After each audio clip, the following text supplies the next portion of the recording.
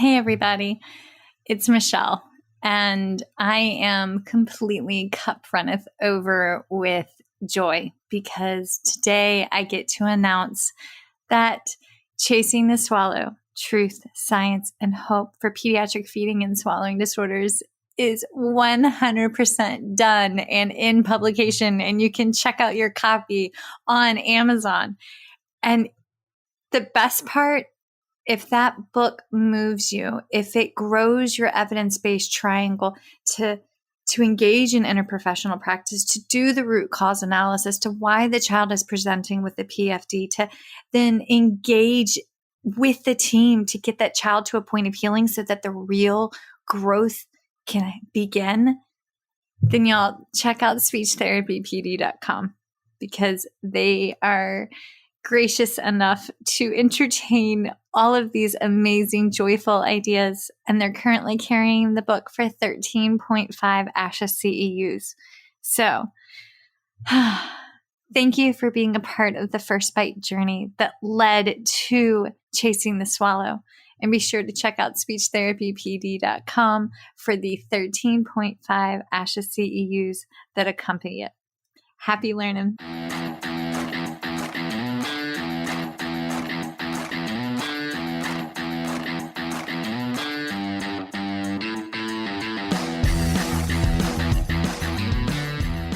Hi, folks, and welcome to First Bite, Fed, Fun, and Functional, a speech therapy podcast sponsored by speechtherapypd.com. I am your host on this nerd venture, Michelle Dawson, MS, CCC-SLP, CLC, the All Things Peds SLP. I am a colleague in the trenches of home health early intervention right there with you. I run my own private practice, Heartwood Speech Therapy, here in Coletown, South Carolina, and I guest lecture nationwide on best practices for early intervention for the medically complex and fragile child. First Bite's mission is short and sweet, to bring light, hope, knowledge, and joy to the pediatric clinician, parent, or advocate. By way of a nerdy conversation, so there's plenty of laughter too.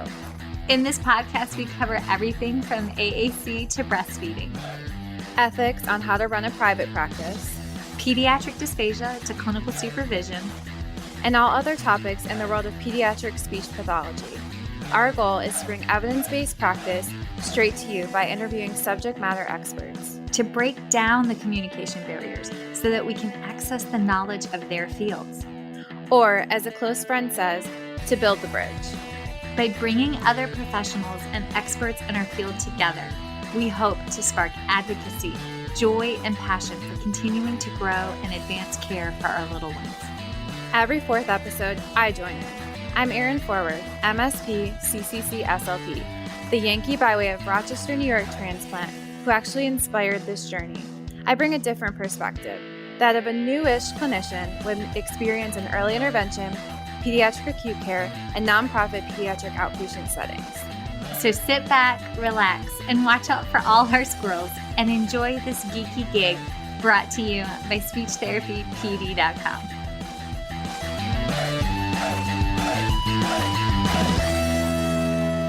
All right, y'all, we are back. And folks, we are 1 week, I think like a week and a half away from the International Pediatric Feeding Disorders Conference with Feeding Matters. And to kind of get you in the groove for the 9th annual PFD conference, we have 2 amazing clinicians from New York, and they have joined Erin and I to talk about all things messy play, pediatric feeding disorder, and the schools, and how you can also do this. And y'all, today's episode was brainchild idea from our lovely Erin. Sometimes you go to ASHA conventions and you go to a class and you're like, oh, that one did not hit the mark.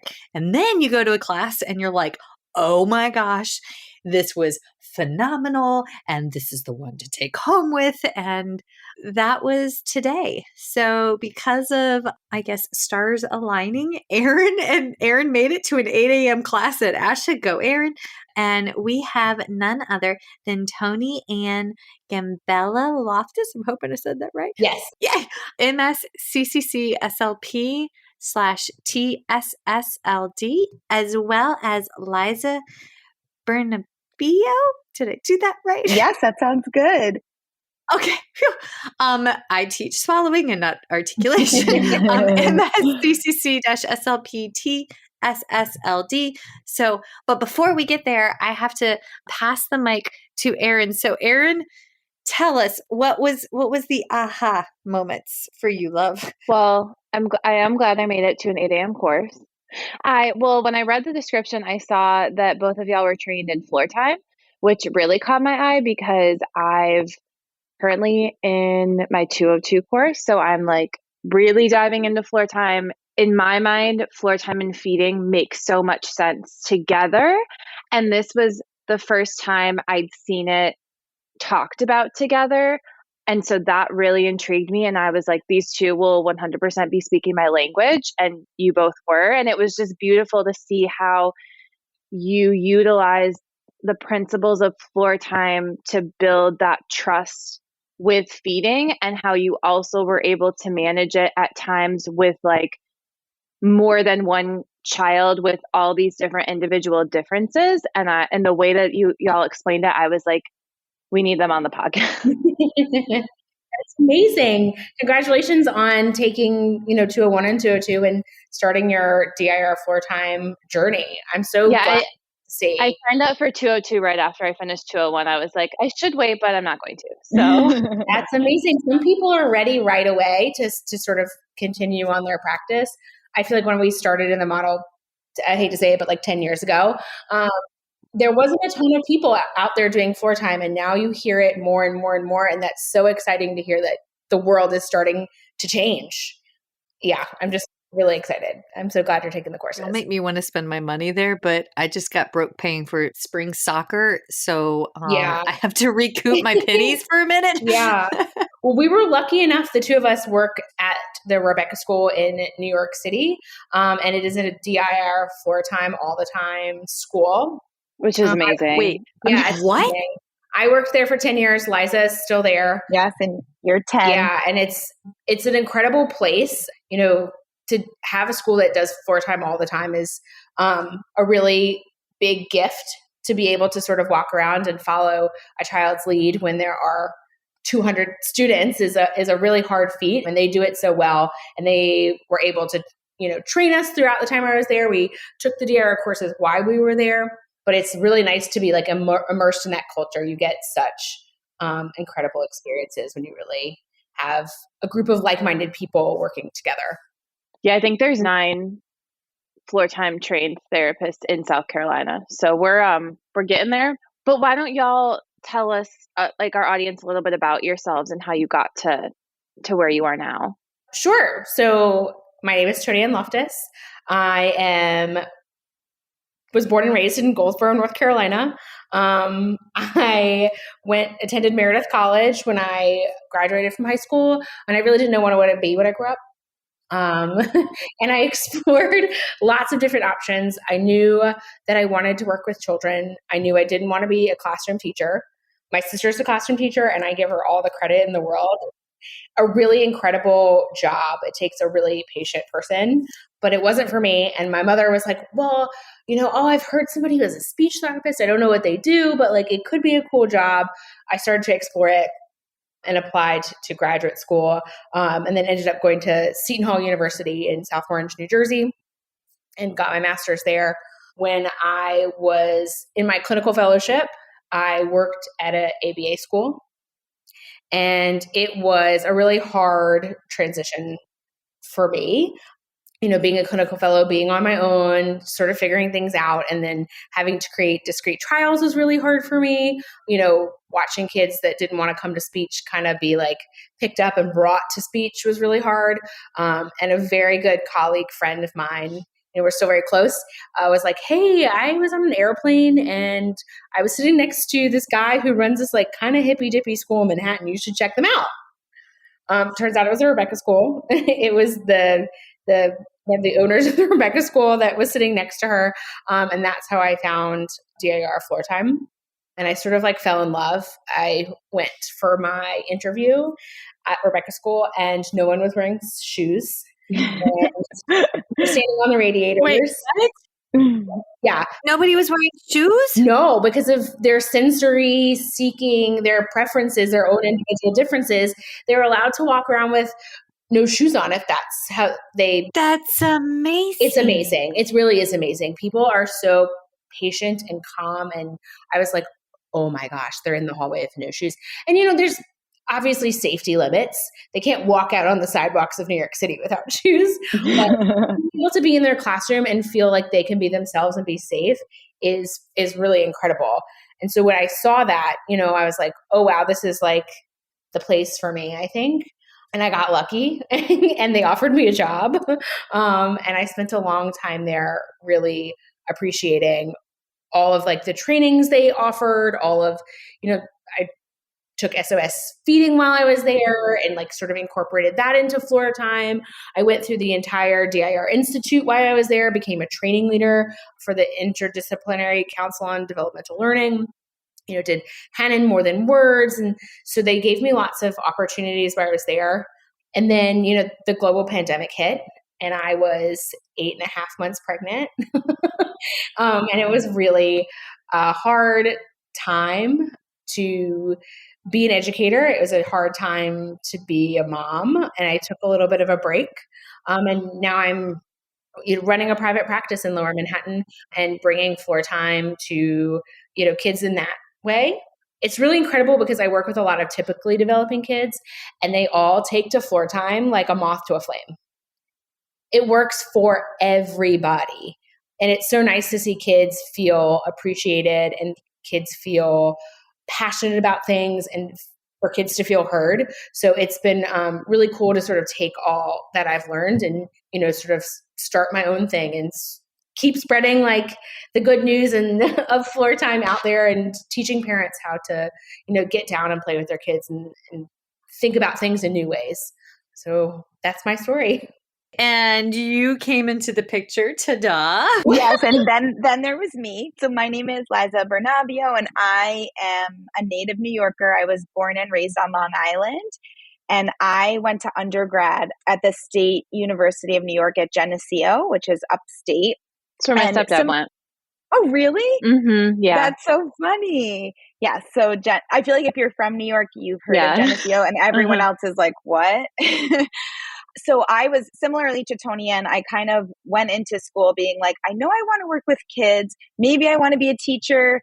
And then I was sort of like, I don't know if I want a whole classroom of kids. I don't know if that's really my thing. So my first semester of my freshman year, I took an Intro to Communication Disorders course.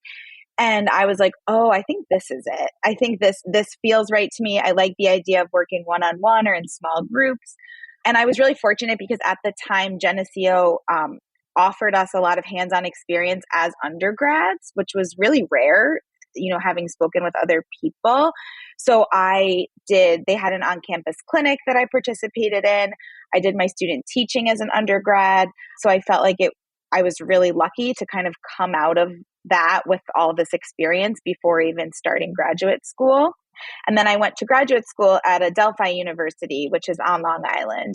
And through there, I had more on-campus experiences, and I did some of my clinical placements with developmentally disabled adults, which was kind of a new area of practice for me, but I also really enjoyed it. And then I worked in a private practice for a couple of years and sort of decided that I was ready for a change. And I was like, I'm curious about being an SLP in a school. So I applied to a bunch of schools in New York City and I ended up at Rebecca School, which I think was just like a wonderful twist of fate because I really wasn't familiar with DIR floor time prior to learning about and working at Rebecca School. And I just feel like it was meant to be in so many ways. And when I started to learn this model, I was like, this this goes so well with what I know about speech and language development. And I honestly can't imagine working as a speech pathologist not in this model. Like the developmental piece just makes sense. Like it just fits. So now, yeah, I'm in my 10th year there, which is crazy. And similarly to what ToniAnn said, I've had so many incredible professional opportunities, also sort of completing those DIR courses and getting to now teach floor time to people. And also just all the opportunities that we've had within our speech and language department to really have the freedom to try things. I feel like whenever we have an idea or something we want to try, we're always encouraged and told like, yeah, let's try it. Let's see. And I'm really grateful to kind of have those opportunities every day. And then Liza and I obviously met at Rebecca School. That's where yes. our thing started. So it also brought us together, which I think is also really cool. I think we have lots of like-minded ideas. Yeah. We travel well together. Mm-hmm. We've done a couple of ASHAs. In 2020, our article was published, but we traveled to present the article that we wrote that went along with our ASHA presentation to London, England. So we've kind of circled the globe a little bit together. Michelle, why haven't we gone to London? I'm just kidding. I mean, I'm trying to get you to Australia because I need honorary nieces and nephews. So game. I'm trying to marry her off to an Australian man. So if you're a speech pathologist listening in Australia, Erin is single and my brother is not. Oh, bless. There's also a lot of great floor time happening in Australia. ToniAnn, I don't know if you can attest to that, but a lot of wonderful Australians have taken the DIR courses with us. Erin, we could thrive. And I can have tiny babies. You'd have to bring it back to the States. I digress. Okay, wait. Okay, tell us about the article. What is it called? Where can we find it? And tell us about it, please. So, Liza, I could probably attest this. Sometimes I have crazy ideas. I don't know what you're talking about. I don't have a business. I don't know what you're talking about. I always take them straight to Liza. She does. I'm always like, okay. That's exactly how she says it too. She's like, okay. Sometimes we're like, am I crazy? Am I not crazy? So we were invited to speak at an international conference. It started out being in Russia, and it was in a time when it really wasn't a great time to go to Russia.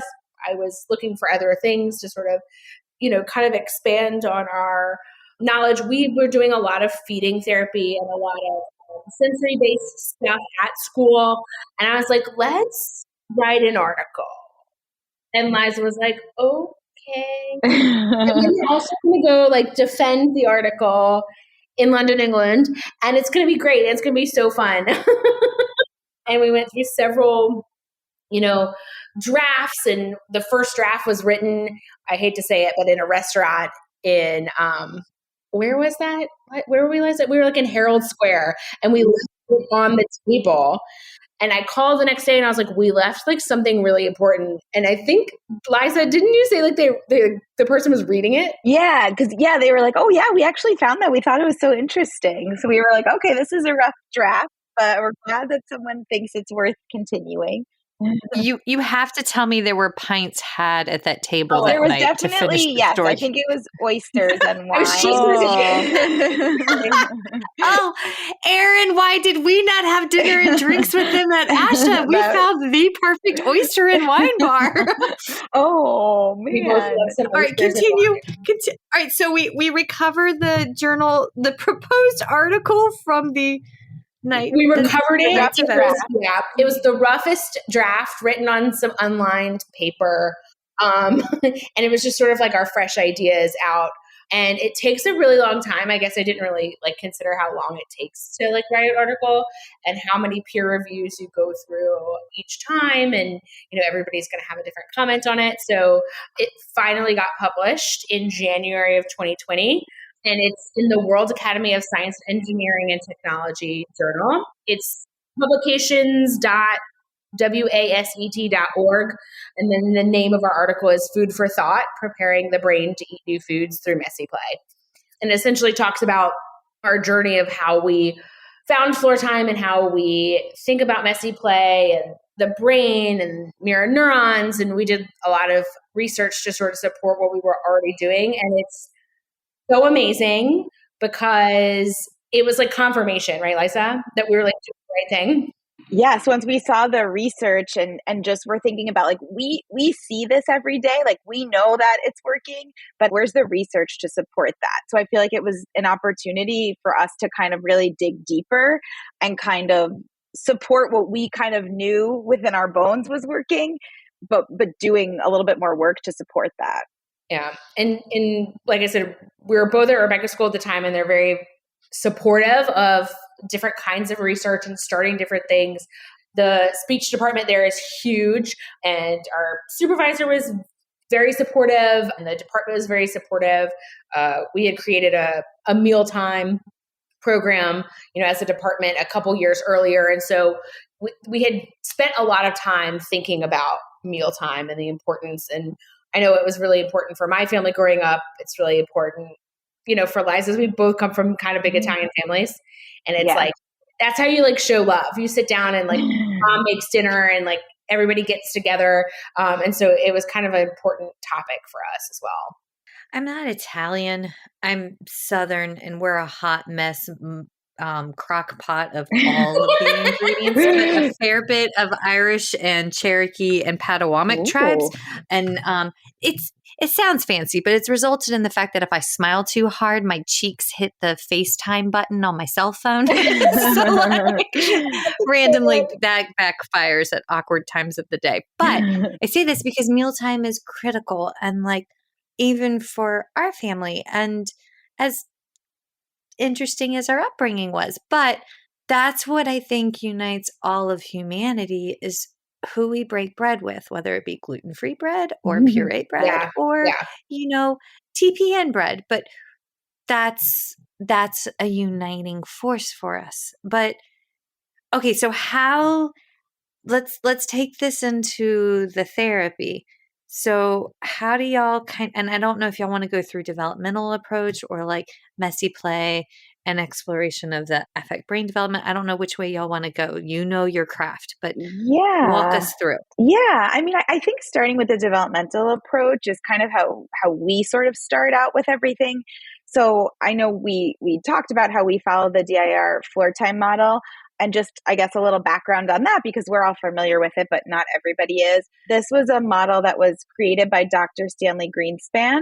So it's a developmental approach that focuses on individual differences, and it's also a relationship-based model. And this sort of provides a foundational framework for understanding human development while placing a large importance on that social emotional piece and how that impacts overall human development throughout the lifespan, really. So I think it's kind of important to think about that, because this is the model that sort of guides all our treatment, including how we approach feeding. So I think that something that we talk a lot about at Rebecca School, and something that ToniAnn and I were thinking a lot about, was about the experiences that a lot of our kids that we were working with didn't get to have within their development due to various challenges. And how can we almost like go back in time a little bit and provide those experiences? So I feel like an example that we talk about a lot was if a child never crawled, right? So it's like, oh, I know crawling is important, but that's like an OT-PT thing. But then thinking about that crawling is also a child's first experience with different textures. So crawling from the carpet to the rug, the carpet is the rug, sorry, from the carpet to the wood floor, right? Or we bring or different kinds of rugs, or you bring a baby outside and, they all hate the grass initially because they're like, what is this? And thinking about their ability to explore different textures through crawling. So we've found that a lot of our kids that were on our caseloads never crawled. So this was something that could definitely be affecting their feeding development later on, because they've had these sort of limited opportunities and exposures to different textures.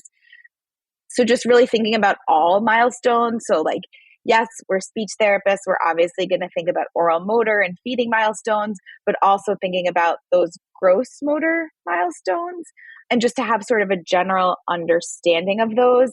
focusing on where a child is with regards to those milestones, helping us to figure out like what should we focus on developmentally. There's a developmental sequence, and we're not really so concerned with this child's chronological age. Where are they developmentally, and how can we support them to continue moving up the developmental ladder? Mm-hmm. Well, and people asked a lot of questions, I remember, in y'all's lecture about, okay, well, how do I have this conversation with parents that we're wanting them to play with purees? And, Michelle talks so much about explaining it in regards to like food age, where, they have, maybe they haven't made all these other developmental milestones. Maybe they have, and maybe feeding is the one area where they haven't had the ability to explore and develop in the way that a typically developing child would have. And we have to go back. And you see a lot of kids that didn't crawl, and parents are like, oh, they didn't have to crawl. And you're like, well, see these other things that are happening. That's because of that. Right. Yeah. Right. Yeah, totally. And I also think it's like becoming more of a prevalence with kids that have been affected by the pandemic. So, everybody was home for a really long time. And a lot of people, I was a first time mom. I really didn't know like much about raising a child. They like, you have a baby and they send you home from the hospital and they're like, good luck. Like, yes, that's exactly it. And then you get peed on a lot. Yes, I have a son, so yes. Yes. Lots of pee. And I mean, it was sort of so hard. I mean, I remember telling Liza, like, oh, like, please come to the hospital, like, be in the delivery room. Like, I was like ready to have like people around. And we kind of like lost that opportunity. And a lot of people said, I sort of relied on social media and books that were probably outdated on how to like teach my kid how to eat and walk. So I feel like a lot of families now are like these missed milestones. I didn't realize what a big deal they were until like later on, kids have sort of developed and now they're like, oh wow, like by wiping their face every single time and not allowed them to get messy has caused a little bit of their picky eating. So I feel like a lot of new kids are out, or a lot of new clients out there now are really like experiencing a lot of missed steps. And then sort of. I have a thought on that, and you hit on something, the wiping their faces continually. One thing, my grandmother was significant in my upbringing as a child, right? Mm-hmm. There's wisdom in the old ways. That's what she would always say. Mm-hmm. I mean, her dipping, yes, but I do argue that her taking a spoonful of Vicks vapor rub that you put on your chest and your feet when you're sick and dipping it in sugar and then making us eat it, probably not wise. Oh yeah. And then I was old enough to read the label and it said, do not digest, call poison control. And she was like, it ain't killed you yet. And I was like, but okay. So not that that one's debatable, but there is wisdom in the old ways. And I carry this twofold. One, our families are moving away. Like we don't live anywhere near our family. We're 2 states away, and that might as well be on the other side of the earth when it comes to like visiting our family, right? When you separate younger generations from older generations, there's a breakdown in that immediate village to help raise that newborn child and care for the mother when she is at her weakest, most vulnerable state. Mm-hmm. And on the other side of that, we are also in a nation in a opioid and mental health crisis where we have younger and younger parents and even middle-aged parents that are falling subjective to addictions. Pick your poison, we all sin, but it's impacting their ability to raise their children. So we have grandparents that are raising their grandbabies. I've got a great grandma that's raising a baby. And if that baby's right, and if that baby's dirty, like she's going to wipe the baby. Mm-hmm. And I'm like, no, this is good. But they've hit that point in their life where we like things neat and orderly. Yes. Oh, yes. Right. I mean, that's sort of how I even grew up. You sit at the table and you don't get up until you're done eating. That's another thing with like the feeding piece. Like you eat when you're hungry and you stop when your body feels full. And I feel like a lot of that has changed, I would say, in the like between our parents' generation and us, is that, you know, you sort of stop. Kids don't have to eat everything off of their plate. They don't have to they don't have to like everything. And dessert was this like oracle. That's a staple in my household. Yeah. Dark chocolate is always in the fridge. Yes, and if it's not there, then I have. But like things have definitely changed. I want to say in the last 20 years, in the last 10 years, even, of how like people view food and feeding. Even when my son was eating for the first time at my parents' house in my high chair, mind you, there was no footrest. And in the high chair that I used, and my mom was like, "What is wrong with this?" I was like, "Okay, so first of all, he's 6 months old. He's not supported. He was nearly sideways on this high chair. It was wood, and he like there was no strap in piece." And I was like, "Oh my God, this is like literally." But this is what, and it was lovely to be able to say like he ate in the high chair that I also used, but it's completely unsafe. And completely unsupported. He survived the high chair that you used to use. That you survived. It was a weekend. It was totally fine. It brought her joy. But thinking about like all of those types of things that like I want to be different and we know to be different, she whipped out this book, my mother, that her like OB had given her when I was when she was pregnant with me. And the things that they had said in that book were like, I'm not that old. So the things that they were writing in that book about like giving baby rice cereal, like why they were laying flat and like, oh, just like slight incline is all you need. And like, I just thought, oh my God, like what?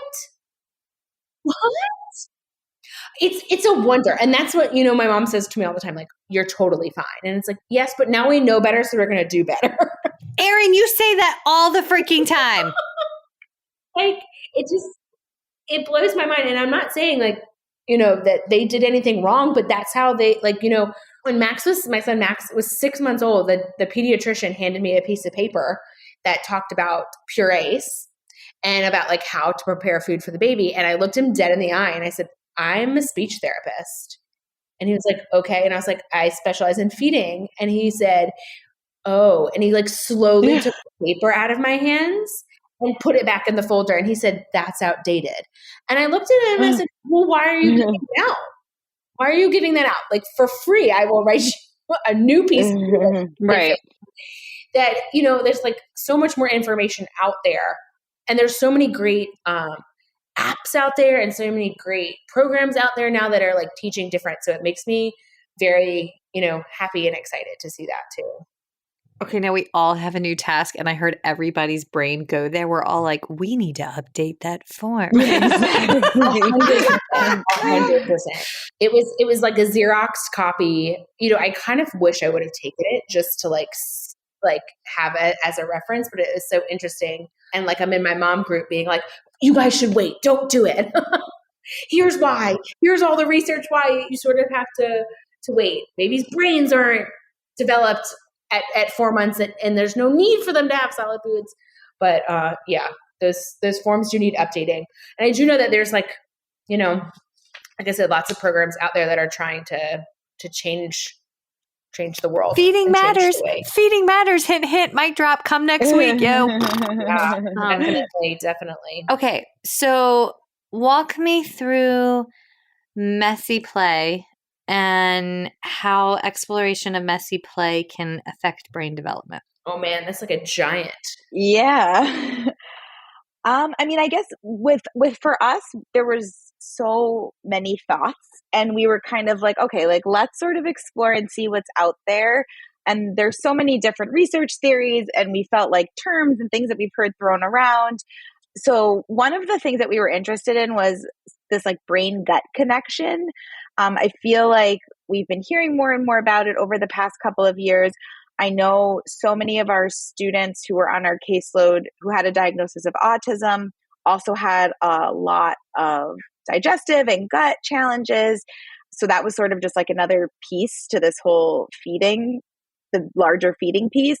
So we just kind of looked into that a little bit more and just learned a little bit more about this like physical and chemical connection between the gut and the brain. and just how our brain identifies different tastes by ways of these signals. And that basically when these gustatory messages arrive to our brain, we naturally experience like pleasant or unpleasant feelings and memories. So all of us sort of tend to eat foods that bring us pleasure and avoid certain foods. And that's something that we'll talk to families a lot about. Like, we all have foods we don't like, right? Our goal isn't that your child likes everything. No one likes everything. And we learned a little bit more about what a conditioned taste aversion is, and that it is the survival mechanism that trains the body to avoid certain substances before they cause harm. So the example that I think ToniAnn and I use a lot, because we read this, was that, if you once gagged on lima beans and that was sort of a traumatic experience for you, you probably don't want to eat lima beans anymore, right? And I know, and maybe you remember it happening and maybe you don't. So thinking about for a lot of our kids, like, we don't know what their past feeding experiences have been like, right? So like, it's not just like, oh, they're choosing not to eat this. Who knows the reason for that? And that these preferences for certain tastes like can be innate or they can be learned. So if they're learned, that could be due to the consequences of eating foods. So our natural response is to reject what we don't find pleasure in. And that can occur like immediately by sort of gagging or vomiting after you eat something. Or maybe it happens later once your body begins to digest food. But this study that we read just basically sort of supported that even one single bad experience with food can cause this extreme aversion. And we felt like that was really helpful information to know when working with kids who were really, really picky eaters and really resistant to, even being around that kind of food. And I also think it's like matters like across the lifespan. So like this doesn't necessarily have to happen on their first introduction of lima beans. So like right. It could happen when they're a year old. It could happen when they're 3 or 4 years old. Think about adults. Like think about the last time you drank tequila. It's not a great experience. God, never. So you don't do that. Exactly. So you don't do it again. So thinking about this like in terms of like typically developing people will go through this sort of like conditioned taste aversion. Like it kind of happens to everybody. There are foods everybody avoids. So it's not so weird. So like by saying like, you didn't like that and that's okay.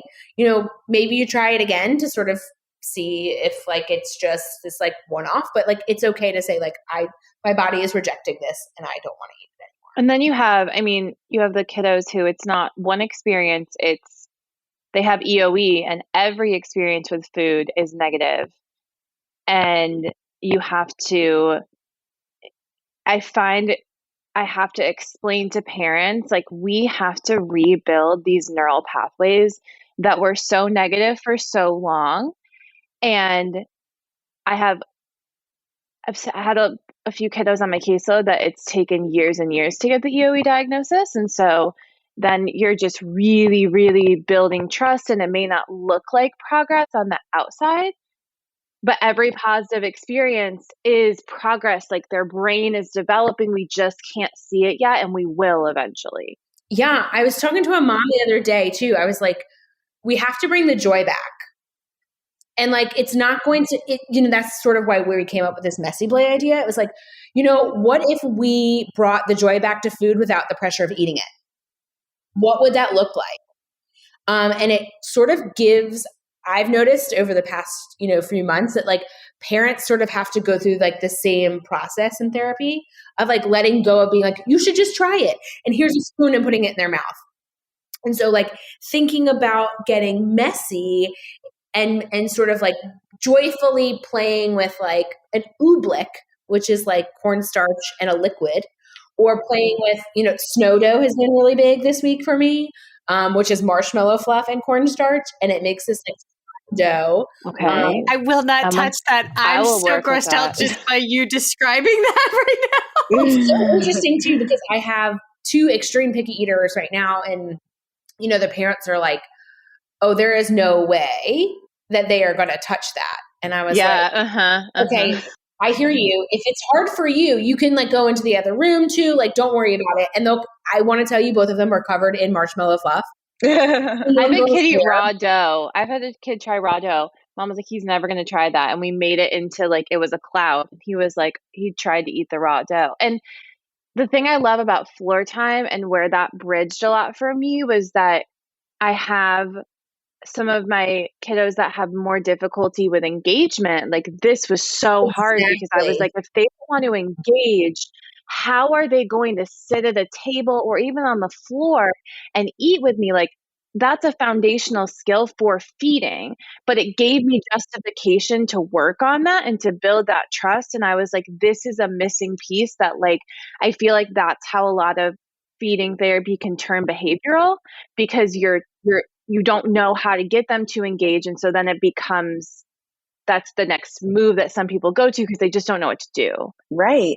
And I think that you bring up a great point too, just about like the sitting at the table piece. Like, and I think every child, whether you're doing individual sessions or groups, like they all have different goals. And I know for some of our kids, I'm like, my goal is that you can stay in the room while we look at this food. Like and if that's something that you're able to do, for one student, that might be the goal. For another student, maybe my goals are different and I have different expectations. But I think helping everyone that's involved to understand, like, this is where we have to start. Because like you spoke about, the trust piece is huge.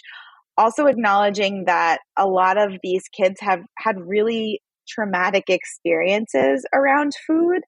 And something else that we sort of looked into a little bit and I think about all the time is that like fight, flight, freeze response, which is also part of Dr. Stephen Porges and the polyvagal theory, which is like a fascinating theory that's much more in depth than just that piece, but just like really. We've had an episode on that. Oh, did you? We've been there. Basically, First Bite is a string of what are we 180 episodes in on everything that has entertained our combined ADD, ADHD, anxiety, stress, and what if we're angry about something, we're going to funnel it for good and put joy in the universe. I love that too. I feel like that's come full circle. I love that. Like, that's amazing. That's awesome. Also, I feel like y'all are like the New York City versions of like Aaron and me. And I'm totally geeking the freak out down here because I'm like, oh my God, I love them. So we're on the same page. Same thoughts. Yes. No, well then, and then I think that's awesome that you've already spoken about this and that people are familiar. So just thinking about that, like, visceral response, right? So, and I think that's something that, I've realized over the years is a really big part of our job, is helping families and other people that are involved with these kids, these picky eaters, to recognize that like this is a real response, right? This is a visceral response. And this explains why we see these changes in regulation in food. And that's why this trust piece is so incredibly important. And that we're sensitive to that all the time, because I think, generationally, like I'm sure the way that a lot of like you speaking about our parents and grandparents would respond to like, you're being dramatic, like it's just a potato, like it's, but that's not necessarily how it could feel very different for someone who's had a negative experience. I agree. I feel like my dad once like really didn't understand what I did. And he was like, oh, I don't understand. Like, that kid, he just got to eat. He came once to Rebecca school and, I like brought him on a tour, and one of my students like brought him to like the different classrooms. It was like, here's where the gym is, and like did this tour. And by the end, I found him in my office and he was just like, you are doing God's work. Like this is God's work. This is what I would have hoped for you. And I thought, oh, this is like so amazing for you to like see that like these kids like really want to be a part of mealtime. They really want to eat. They really want to show people like how smart they are and how their individual differences make them unique, but it's so hard for them to express themselves or, to just join in and be in the same room as a big smell. And that it's like an actual response in their body as opposed to like a choice. And that reframe has helped so many people, I think. Okay, I just have to ask because I feel like for me personally, the patients that I'm called to work with, these little ones, I go hand in hand in with an AAC device. And so I feel like I'm also, can we just agree that when you have a speech generating device and you're doing feeding therapy, this combination of mess and electronics is not for the faint of heart. Yeah. But how much of that do y'all see, or do y'all, and this, y'all, we are completely going away from the structured conversation of the hour, but I genuinely want to know, like, because I feel like it's such an amazing tool. And yes, I am 1000% totally in love with LAMP and Talk to Me Technologies, and they're my go-to people, those two combos. I have to stretch and grow as a clinician to like branch out to different options, but like once you go LAMP, you can't go back. It's just amazing. And my concern is, am I there's more, right? Like y'all do this too, right? Help. Yeah, I definitely have several kids on my caseload right now that have AAC devices that are present and a part of our messy play feeding sessions. And I think that's been a learning curve for me personally as a clinician, because I feel like it's become so much more common really very recently. And I think, I think there's so many pieces to it. And one of the things that I remind myself and the other colleagues when we're working with the kids too is that these AAC devices are incredible and it's like such an amazing tool. And I will typically like program them prior to the session so that, you know, it's related to the food and the activity, what we're doing. And the kids amaze me every time with how they're able to sort of utilize this and in conjunction with the activity and what we're doing. But the floor time piece of that too, for me, is like, okay, we're still doing DIR floor time. We're still going to honor all the other ways they're communicating, you know, and when they're in the midst of this activity, I'm going to accept every way they're communicating. And I definitely, I understand and I agree with you. I feel like some of those feeding sessions are in conjunction with AAC are some of my most challenging moments of the day. Because I'm just like, there's so many things. Where does my focus go? I love it from like the emotions perspective. Like, yes. like that's where, like when I feel, and then, you know, we're signing, like, again, total communication approach, reading the cues, but like, and I don't know floor time. I'm Erin, as soon as my pennies are together and straight after soccer season, word on. But like, for me, I have seen that's where they go to, or when we're like describing the foods, if it's almost like sometimes adding the stress of presenting the challenge food, if I give them that additional tool to convey their emotions, their feelings, their adjectives about it, it's like it unlocks a thing that I couldn't tap into before. Yes. But then it gets really sticky and it's complicated. It does. So and even just the ability, I know with some of my kids to say like, I like it or I don't like it, you know, and just giving them that voice and opportunity to be like, you don't have to like it. Like you can tell me it's gross, you know, like that's fine. Yeah, no, I completely agree. I think that's definitely I know that's been a learning curve for me, but it is really just an incredible tool that we're able to kind of incorporate into these kinds of sessions too. Well, I have a lot of kiddos who like just having it there is beneficial. Yes. They feel safe with it. And this is a conversation for another day, another podcast, but just recognizing however that child wants to use it. Like you were saying, you know, however they want to use it, however they feel comfortable. I mean, I have a kiddo that will go to a page to just find the category and he'll scan it because he is hyperlexic it like helps him gain his inventory of what we're talking about almost, which is really interesting. But that's just a sidebar.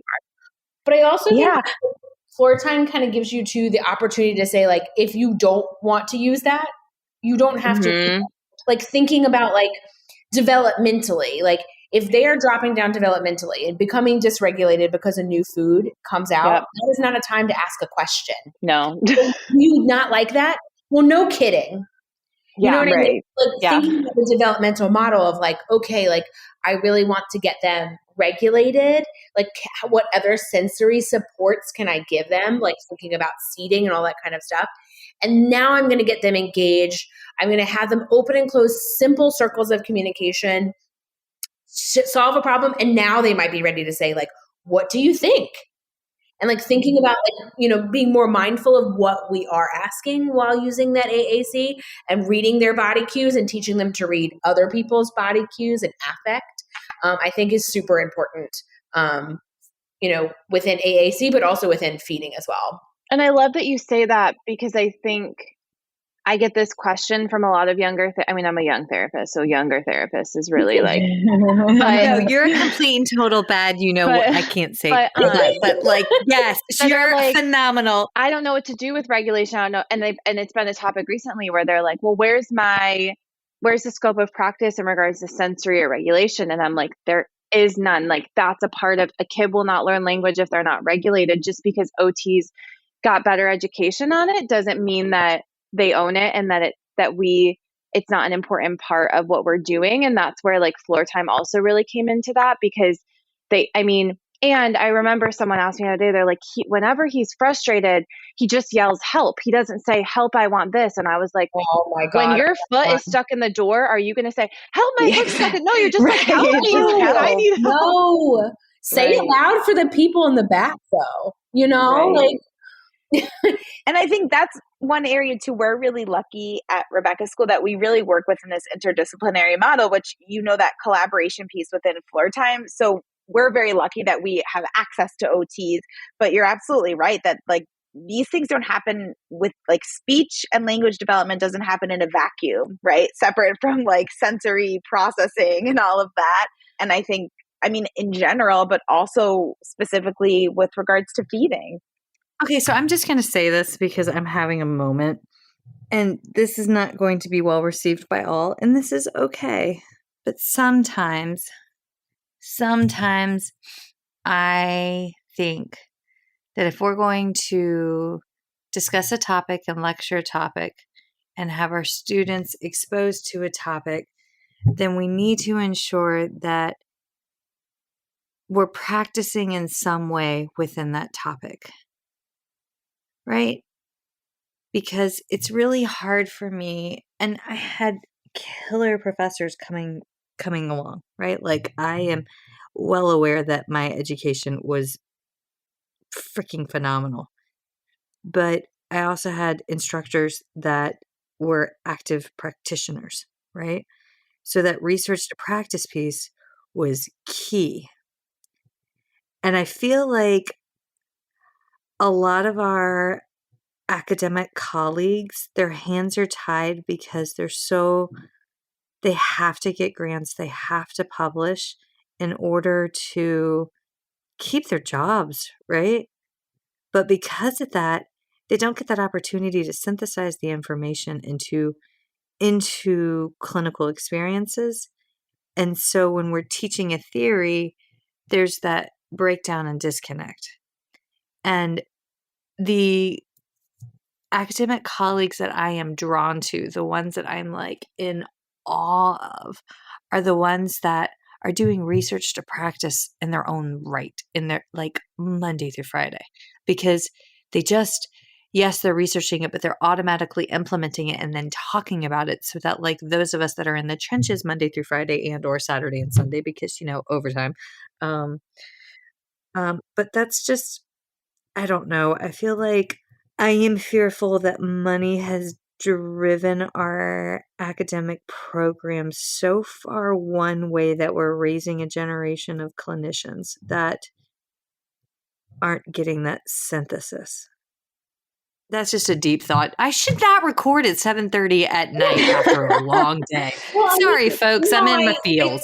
I sort of see what you're saying. I feel like, you know, when I went to graduate school, we didn't have a clinic at Seton Hall. So like, you know, there wasn't really like a lot of hands-on and video of watching something that happened recently. That's what I love about DIR floor time and about ICDL, the Interdisciplinary Council on Developmental Learning, because they have these great videos of Dr. Stanley Greenspan a long time ago doing the work, but there's lots of updated stuff of people doing the work right now. You know what I mean? Lots of great videos of like people like you said, like in the trenches, like doing the work. We're also teaching the coursework.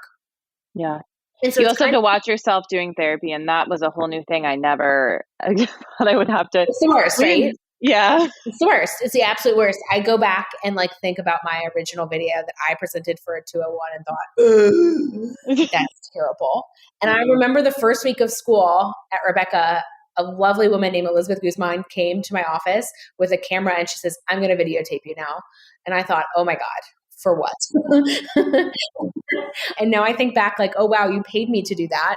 The first year, that was really a huge learning curve, but it's just like so nice to sort of see that like that, the people that are teaching floor time are practicing it and sort of like are immersed in it and like jump in to still help and support you, even though, like I'm always learning. Every time I teach a course, I learn something different from my co-teacher and from watching other people's videos. And even culturally, like Liza said, we have people from Australia. Right now I have somebody from Qatar in one of my courses, Egypt. I have a London, England. So it's like kind of nice to see like what people are doing all over the world and other cultures, and then like sort of bringing that back into practice.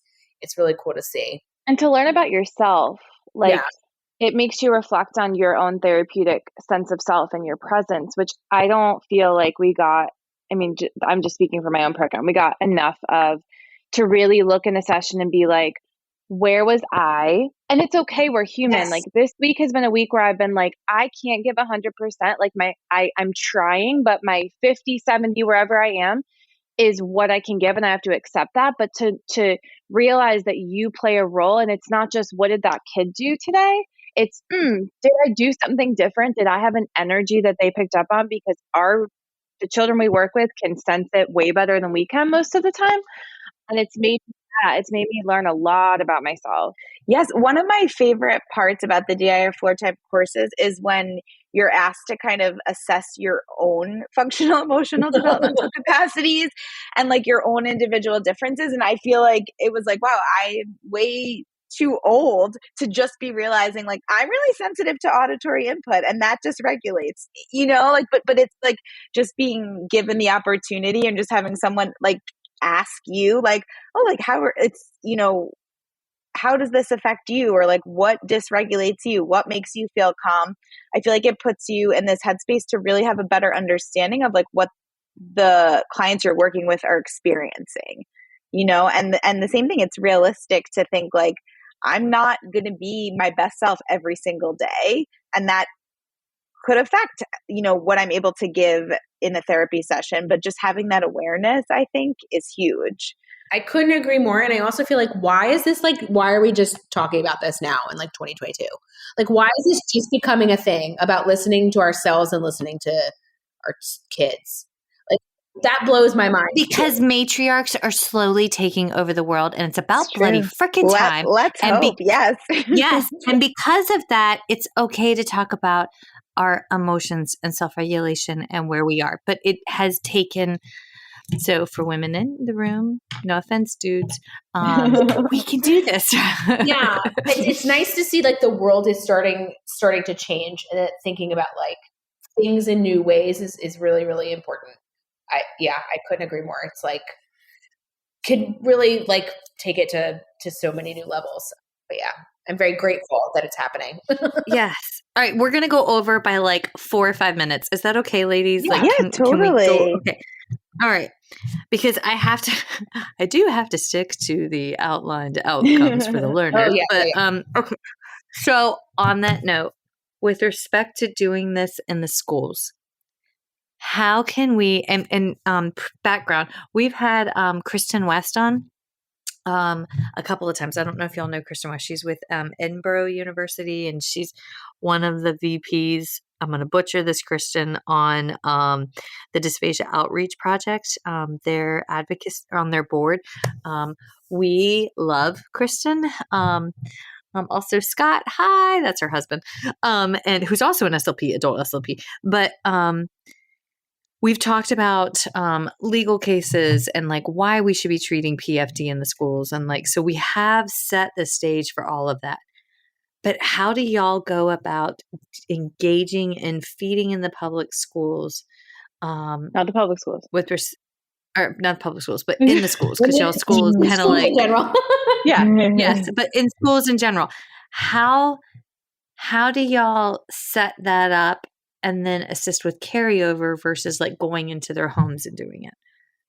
Like, what's the differences? Like, dislikes? Yeah, that's a great question. I mean, I think that we definitely have students who have individual feeding goals, right? And like, we'll see them during a mealtime or a snack time to sort of carry out their like specific oral motor feeding goals. In terms of the groups, every therapist, every speech therapist within our department kind of runs their groups a little bit differently. But generally speaking, we sort of lead these peer groups with the focus being just on this like sensory play and exploration of food. We have a different community food each month. So we focus on sort of exploring that one food in however many different mediums for a full month. So in September, we'll do apples. I think in January, we did oranges. This month, we're actually exploring chickpeas. So sort of just having that food available and choosing to explore it in, you know, all the different ways that you can. Thinking about kind of how we spoke a little bit before, just how the goal for every child might look different, right? So for some of the kids, I just want you to share space. Some of you, maybe my goal is for you to sort of sit at the table and share attention. Explore the food through touch. If some kids may only feel comfortable doing that if the food is in a plastic bag, or if they can wear gloves, or if they can touch it with a spoon. And then for some of the kids, they're really able to smell it, to taste it, to explore it in all different ways. And our groups are typically, especially in the beginning, just really not focused on like making or producing something, but more about allowing the kids to explore and be present without expectations, right? So it's like the goal is like we're just here and you're touching it or you're smelling it or you're watching your peers explore it. And that's all we want.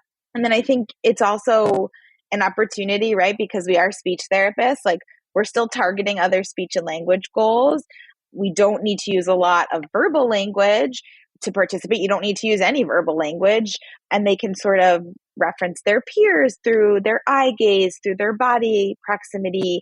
They're able to sort of share attention and engage, and you know, they are able to take turns and comment and follow directions if we choose to sort of follow a more structured recipe.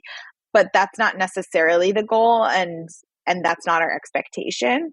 And there's no right or wrong way to participate, which I think really helps build the self-esteem for so many of our kids and kind of gives them just positive peer relationships and also positive experiences around food, which a lot of them just haven't had a lot of in the past. And then I also too like want to acknowledge that like Liza and I like didn't invent this. No. We didn't like come up with the ideas. There's so many like incredible coursework things that we have taken. SOS approach to feeding was like a really big one. Yeah, it's about like a wonderful course. 42 steps that takes to food, and like it's sort of, you know, we've just taken a little piece of this and a little piece of that here and there along the way, and like developed kind of what worked for us. And I think like the biggest piece of figuring out how it works in the school is like figuring out what works for the individual child and then what works for the group as well. So like by looking at kids individually, that has been like such a change as opposed to like, oh, like everybody's expected to come sit down at the table. It's like, well, the expectations are different for kids typically developing or neurodivergent wherever they are. And so I want to just sort of like acknowledge we've done a bunch of different trainings to sort of like come to this conclusion. And floor time, I think, was kind of like the biggest one that sort of like encouraged us to try new things. It made me think of the Sir Isaac Newton. If I have seen farther than others, it's because I stood on the shoulders of giants. But we need people to take all the different courses to like piecemeal together current evidence-based practice and then propel it, right? And that's what y'all are doing. So, yay, Sir Isaac. He's one of my favorite astrophysicists. So, the fact that you have a favorite astrophysicist still just. Well, I have 3, so like I have a couple, but they're like he's in my top 3. So, yeah, I'm not normal. There is a thing. Everyone has passions, you know? Yes. Yeah, but like string theory. If somebody else stay up at night and also read that. Anyways. Well, no, I'm also just the company I work for has a lot of things in the works, and I'm like, okay, I have a lot of ideas. Yes, right? And it's sort of like kind of why I started my practice, because I was like, my head is filled with all these ideas. Yep. How do I sort of like make it all work? And so it's sort of been this like crazy thing to watch things come to fruition and things come together. But it's really cool to sort of see parents are like very open to new ways of thinking, and it's been really cool. Okay. So I know people are going to have a ton of questions because we're talking about floor time and a totally different approach to working with feeding therapy, to everything. Yes, everything. Every time, like, oh my God, all the pennies. But if they want to reach you, can you start with, please tell us again the name of the research article and where they can find it? Yes. So it is the World Academy of Science and Engineering and Technology. The abbreviation is WASET, W-A-S-E-T. So publications.waset.org. I've Google searched it to like find it before. So if you Google search food for thought, preparing the brain to eat new foods through messy play, and then WASET, it will come up. And the full PDF version is located at the bottom. Okay. And if folks want to reach you directly, how do they do that? Also, where can they find you in social media? Lay it out there, ladies. So the name of my practice is Seaport Speech and Feeding.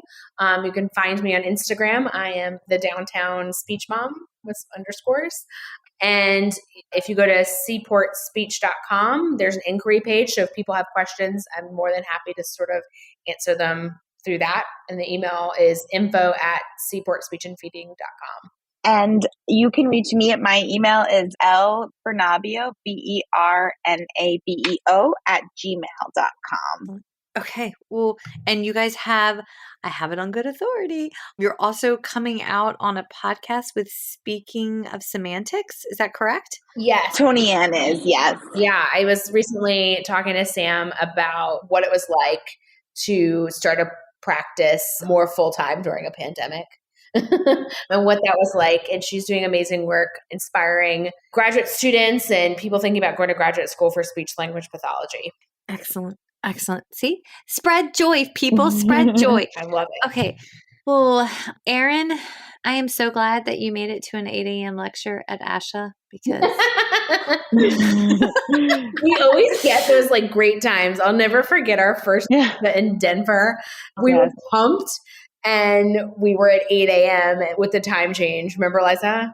Yeah, it was like 8 a.m. on a Saturday, which we may have been this time too, but it was just, It was a giant ballroom of people and oh man. Yes. Dude, my very first ASHA, I got the 5:30 on a Saturday slot. And I was like, and one of my friends was like, who'd you piss off? I was like, I have no idea.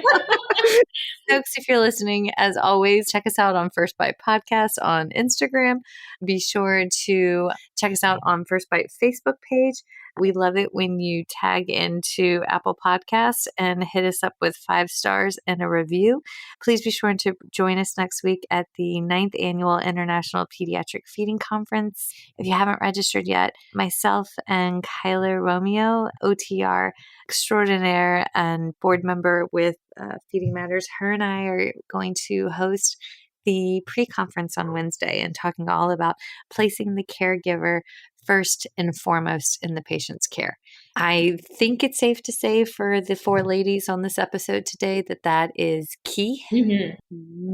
And I would love it if y'all could come And last but not least, be sure to check out my book, which at the end of next month is coming up on a 1-year anniversary, Chasing the Swallow: Truth, Science, Hope for Pediatric Feeding and Swallowing Disorders. And it is also eligible for 13.5 hours of ASHA continuing education through speechtherapypd.com. So everybody that's listening, wow, that's a mouthful. Thank you for hanging in to the final seconds. Feeding Matters guides system-wide changes by uniting caregivers, professionals, and community partners under the Pediatric Feeding Disorder Alliance. So what is this alliance?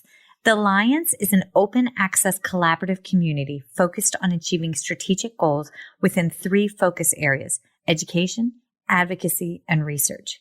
So who is the Alliance? It's you. The Alliance is open to any person passionate about improving care for children with a pediatric feeding disorder. To date, 187 professionals, caregivers, and partners have joined the Alliance. You can join today by visiting the Feeding Matters website at www.feedingmatters.org. Click on PFD Alliance tab and sign up today. Change is possible when we work together. That's a wrap, folks. Once again, thank you for listening to First Bite, fed, fun, and functional. I am your humble but yet sassy host, Michelle Dawson, the All Things Peds SLP. This podcast is part of a course offered for continuing education through speechtherapypd.com. Please check out the website if you'd like to learn more about CEU opportunities for this episode, as well as the ones that are archived. And as always, remember, feed your mind, feed your soul, be kind, and feed those babies.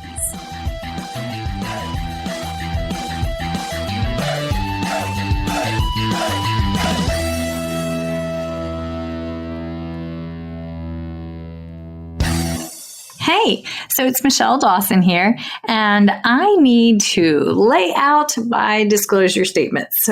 So if you ever wondered how bad my ADD, ADHD, and lack of sleep Monday through Monday actually is, well, here you go. These are my non-financial disclosure statements. I volunteer with Feeding Matters. I'm a former treasurer with the Council of State Association Presidents. I'm a past president with the South Carolina Speech Language Hearing Association. I am a current member of both ASHA and SCISHA. And for this year, for 2021, I volunteered for the Pediatric Feeding Disorder Planning Committee for the ASHA 2021 convention. My financial disclosures. All right, so I receive compensation for First Bite presentations as well as talking teletherapy and understanding dysphagia from speechtherapypd.com. I also receive royalties from speechtherapypd.com for ongoing webinars that I have on their website, as well as compensation from PESI Incorporate for a lecture course webinar that I have on their website as well. I am coordinator for clinical education and clinical assistant professor for the Masters of Speech Language Pathology program at Francis Marion University in Florence, South Carolina, for which I receive an annual salary. I also receive royalties from the sale of my book, Chasing the Swallow: Truth, Science, and Hope for Pediatric Feeding and Swallowing Disorders, that I self-published and is available on Amazon. And I do receive royalties from the accompanying 13.5-hour CEU for the book from speechtherapypd.com. So yeah, I stay pretty busy, but those are my financial and non-financial disclosures. If you ever have any questions, please feel free to reach out. All right. Thanks, y'all. Bye.